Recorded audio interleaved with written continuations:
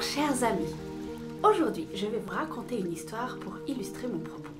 Il était une fois un roi qui avait un fidèle serviteur et ce serviteur n'arrêtait pas de lui dire au roi « Dieu est bon et il ne fait pas d'erreur ».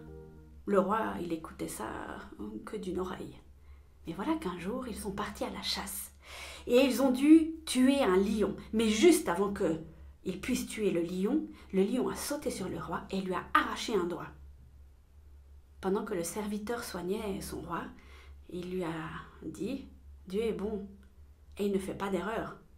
Le roi s'est mis dans une colère mais internationale parce qu'il s'est dit « Dis donc, t'es qui toi? Regarde, il me manque un doigt. Tu crois quand même pas que je vais dire que Dieu est bon et qu'il ne fait pas d'erreur ?»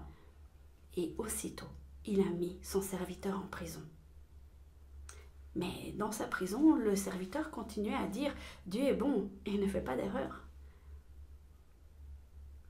Un jour, le roi est reparti à la chasse.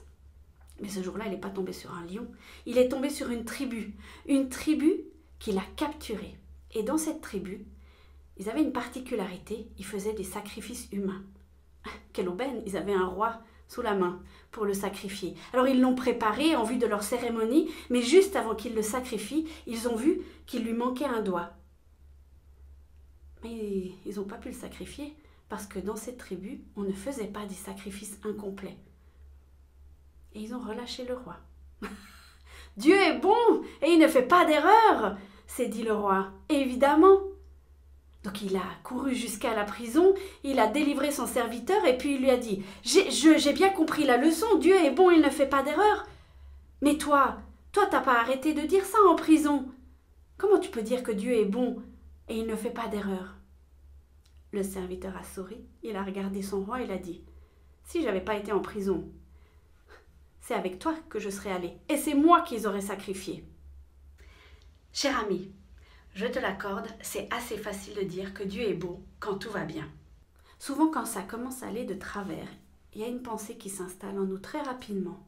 Si Dieu était bon, pourquoi est-ce qu'il me fait passer par là? La petite histoire que je vous ai racontée au début, elle prête assez à sourire. Puis quand on a toute l'histoire, on se dit « Ah ben évidemment, heureusement qu'on lui a arraché un doigt, heureusement qu'il a mis le serviteur en prison. » Et on avait toute l'histoire. Eh bien, quand on a des difficultés, quand on a des épreuves, quand on a vraiment des choses par lesquelles on doit passer qui peuvent être affreuses, on n'a pas toute l'histoire. On ne sait pas ce qui va arriver. Et surtout, on ne sait pas pourquoi. Alors, peut-être qu'on n'aura jamais d'explication. Peut-être qu'on aura une explication, mais des années après. Je crois qu'à un moment donné, il faut accepter qu'on n'est pas tout seul. Eh ouais, grande nouvelle, hein? Et que ce qui nous arrive dans notre vie peut parfois servir à d'autres. C'est vrai, le prix peut être très très lourd à payer. Et ça peut être tellement difficile, tellement compliqué, mais on ne connaît pas la finalité, on n'a pas toute l'histoire. Je crois aussi que la bonté de Dieu, il faut la travailler, il faut l'intégrer, il faut la digérer, il faut la chercher et il faut vraiment s'imprégner de cette bonté, mais le faire quand ça va bien.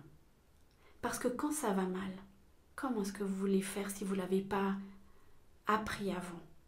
Cher ami, je t'encourage cette semaine à prier pour que Dieu puisse te montrer sa bonté, même si tu es dans les pires moments de ta vie. Parce que Dieu est bon et il ne fait pas d'erreur.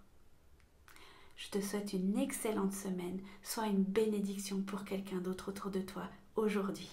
À bientôt!